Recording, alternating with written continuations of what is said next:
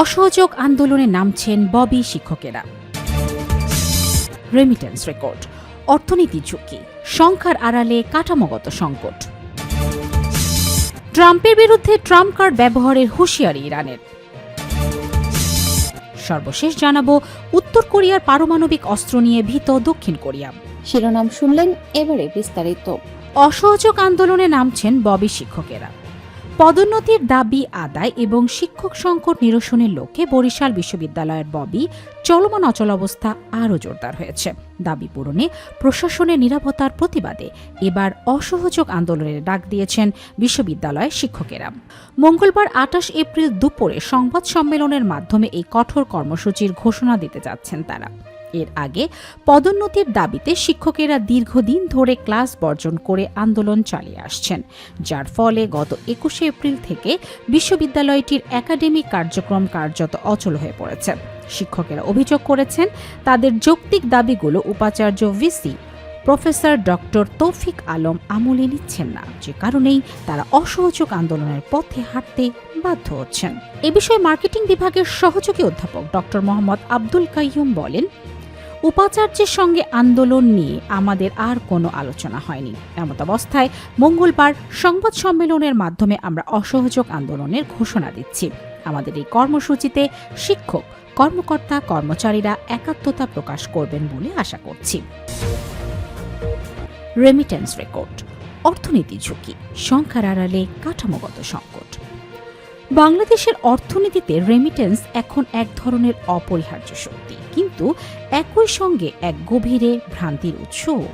সাম্প্রতিক বছরগুলোতে remittance $30 billion ঘর অতিক্রম করে রেকর্ড উচ্চতায় পৌঁছেছে। 2024-25 অর্থ বছরে প্রবাসী আয় প্রায় $30.32 বিলিয়ন উন্নীত হয়েছে, যা আগের 2023-24 অর্থ বছরে প্রায় $23-24 বিলিয়ন তুলনায় উল্লেখযোগ্য প্রায় 26-27% বৃদ্ধি নির্দেশ করে। চলতি অর্থবছরেও এই ঊর্ধ্বমুখী প্রবণতা অব্যাহত রয়েছে। এই পরিসংখ্যান নিঃসন্দেহে অর্থনীতির জন্য স্বস্তির বার্তা বহন করে, কিন্তু প্রশ্ন হলো, এই সাফল্য কতটা টেকসই, নাকি এটি এমন একটি বাস্তবতাকে আড়াল করছে যা বাংলাদেশের মতো দেশের ভবিষ্যতে বড় সংকটে রূপ নিতে পারে?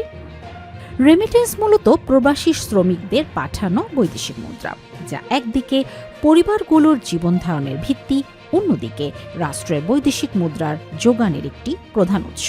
এই অর্থের মাধ্যমে আমদানি ব্যয় মেটানো সহজ হয়, বৈদেশিক লেনদেনের ভারসাম্য কিছুটা রক্ষা পায় এবং মুদ্রার মান স্থিতিশীল রাখতে সহায়তা করে। এই অর্থে রেমিটেন্স অর্থনীতির একটি মাইক্রো ইকোনমিক সেফটি ভালভ হিসাবে কাজ করে, কিন্তু এই সেফটি ভালভের সুইচ বাংলাদেশের হাতে নেই। এটাই এর সবচেয়ে বড় সীমাবদ্ধতা, কারণ এই আয় নির্ভর করে একটি বহিরাগত শ্রমবাজারের উপর, যা সম্পূর্ণভাবে বৈশ্বিক অর্থনীতি ও ভূ রাজনীতির দ্বারা নিয়ন্ত্রিত।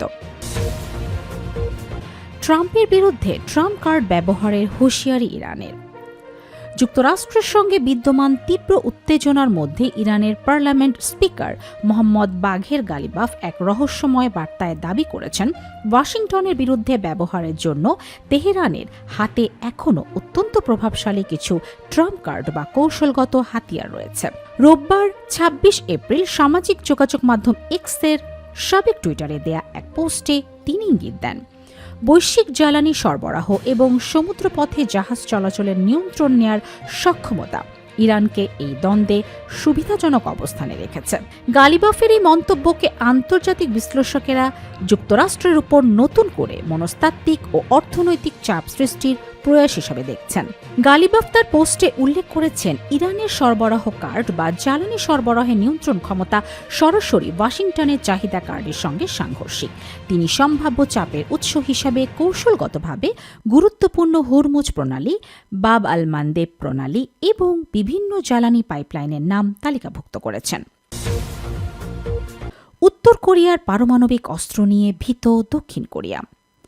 উত্তর কোরিয়ার ক্রমবর্ধমান পারমাণবিক কর্মসূচিকে বিশ্বব্যাপী পারমাণবিক অস্ত্র বিস্তার রোধ ব্যবস্থার জন্য সবচেয়ে বড় হুমকি হিসাবে বর্ণনা করে এর বিরুদ্ধে দ্রুত আন্তর্জাতিক ব্যবস্থা নেয়ার আহ্বান জানিয়েছেন দক্ষিণ কোরিয়া।